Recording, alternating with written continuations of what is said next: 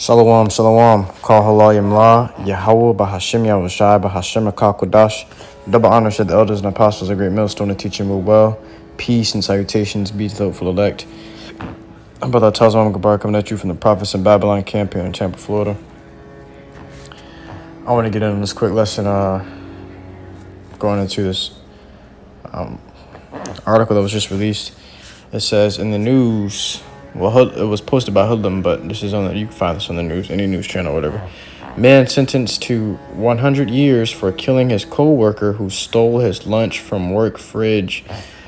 All right, so apparently this guy's he accused this guy of stealing his co-worker. He accuses this older guy, and when you go into when you read the background story on it, it was a 57-year-old guy, and this guy, I believe, was 25, and he found out that the 57-year-old guy had ate his lunch that was in the fridge, in their work fridge, in their break room, and he bought a hammer and he bought some knives from the same store that they worked at together, and they said that he was practicing for it at home. A few days at home, he was practicing on killing the dude, training for the day that he was going to kill him. A few days later, he killed him, and then he ran away. They found him 12 miles away from the kill site. We killed him in the parking lot of their job.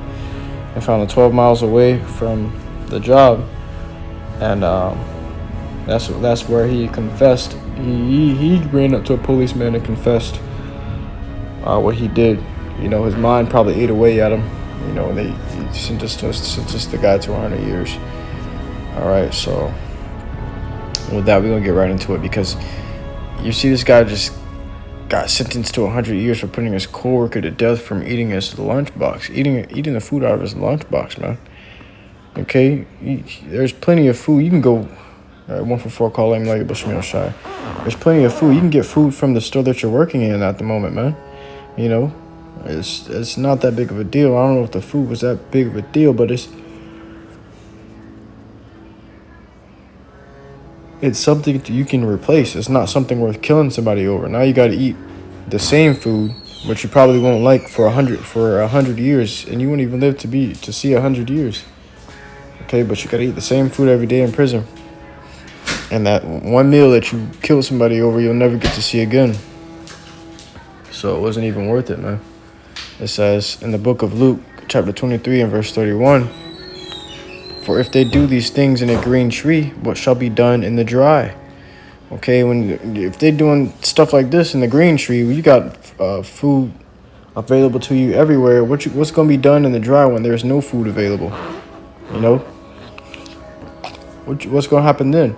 These people going to tear each other, man. This guy just put a guy to death. He was so mad about it that he trained for it days on end. Okay, they said like 3 days this guy was spent training to kill this man because he ate his lunch. How mad do you have to be for an anger to last for 3 days?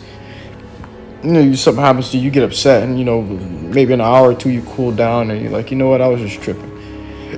No, this man had the anger resting on him for 3 days until he eventually finally killed this man. And he looked like a Elamite. He got that tint to him. But you know that he ended up killing his coworker, man, and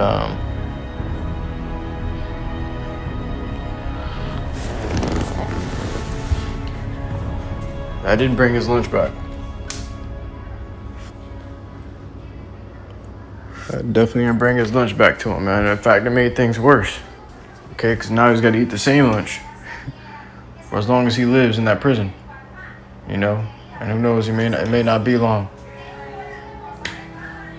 But it says, for if they do these things in the green tree, what shall be done in the dry? All right, so if he acting like this, well, there's, you know, the food's still on the shelves. So like, yeah, I'm checking out my door. Food's still on the shelves. What's going to be done when an extreme famine come? You know, if people are killing each other now and food's still readily available, and still pretty, you know, you can still get it pretty cheap, man. What's going to be done when hyperinflation comes, inflation comes, then hyperinflation? Okay, and then what's going to be, shit going to hit the fan then, man. People gonna flip out. These people gonna eat each other, man. But what happens when there is no food available? All distribution centers, all access to food is cut off. Now people gotta fight for their food. They gotta find food, you know. People gonna be going straight to the farmers and raiding the farmers, invading the farmers, man. Okay, there's gonna be a lot of invasion going on. The book of 2nd Ezra, chapter 15, verse 19. A man shall have no pity upon his neighbor, but shall destroy the houses with the sword and spoil their goods. Why? It says, because of the lack of bread, and for great tribulation. All right, they're going to be under great tribulation. They're going to be under great distress. These people are going to be under great distress. Esau probably already going to be laying, I shouldn't say probably, but he will be laying heavy draconian laws on the people. And then there's not going to be any food to maintain these people, man. They're so comfortable because food is readily available at any moment. You know, at any moment you can just get up. At any hour of the day, 24 hours, 7 days a week, you can get up, get in your car, go outside, go down the street to a place that's open, that's giving out food, you know. But that's going to come to a halt. All that's going to come to an end. Soon it's going to be a curfew for you to eat. You're going to have a curfew for you to be outside. You're going to have a curfew for you to have meals. These people are going to be put on meal plans, man, where they're going to be able only to eat at certain times. Food going to be provided at 12 o'clock noon, and another batch of food going to be provided at 6 o'clock evening. And that's it. And these people ain't used to that. People are used to breakfast, lunch, dinner, and snacks in between every meal, man. You know, snacking on something throughout all the day long. Okay? These people ain't used to having their food to be rationed to them. These people ain't used to having to find their own food or trying to get it how they live. These people ain't used to that, man. Okay? These people are gonna tear each other. You can see what this guy did for a lunchbox in his fridge, which he could have had replaced in a few minutes. He probably got the same lunch the next day and the days that he were training. But the fact that his coworker stole it, and this was a 57-year-old man, he couldn't even give the guy any kind of leniency. It's lucky he couldn't give the guy some kind of leniency or mercy, or say, you know what, hey, you know. The right thing he would have done was just, hey, I brought him some more food. Maybe brought an extra lunch. You'll see things about people doing good things or whatever. See videos and stories about what people would do for others. You know, he could have brought another lunch, one for him and one for the other guy, man. If the guy was hungry, man probably ain't had no money, probably couldn't eat anything. You don't know why he did it. And if it was for contention's sake, then hey, there's ways around that too, man. But to kill the man, there has to be a serious demon on you. All right, but that's why I was really wanting to get into. It says, man sentenced to 100 years for killing his coworker who stole his lunch from work fridge. All right, so that's the kind of times we're in. These people. I'm gonna grab one more before we end off.